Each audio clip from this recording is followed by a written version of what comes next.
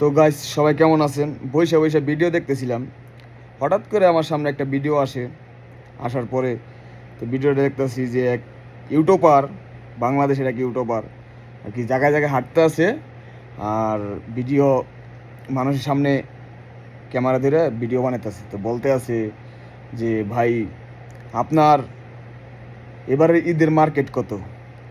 যে আপু, আপনার এবারের ঈদের মার্কেট কত? এরকমভাবে বলতেছে। তো এক মহিলাদের বলতে আছে, আন্টি আপনার ঈদের এবার মার্কেট কত? যে ঈদে যে একটা কাপড় চোপড় নেবেন, এটা মার্কেট কত টাকা বাজেট করছেন?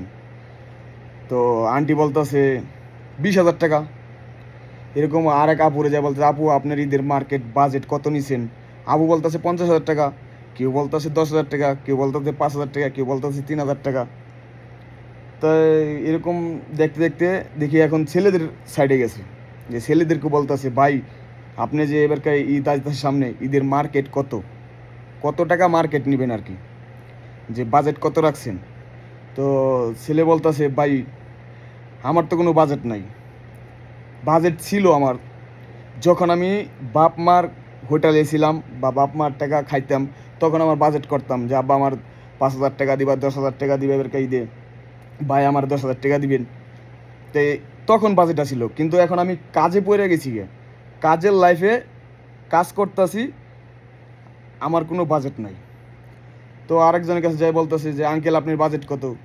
আঙ্কেলে বলতেছে আমার কোনো বাজেট নাই। সামনে ঈদ আছে, তা আপনি মার্কেট নেবেন না, ঈদের বাজেট কত আর কি? বলতেছে আমার কোনো বাজেট নেই, আমার ঘরে ছোট ছোট দু বাচ্চা আছে, একটা ছেলে আছে, একটা মেয়ে আছে, আমার বউ আছে, তাদের জন্য বাজেট আছে। তো তাদের জন্য কতটা বাজেট করছেন? ভাই গরিব মানুষ, 5,000 টাকা বাজেট করছি। তা আঙ্কেল এই কথা বলতেছে। তো এতে বোঝা যায় যে,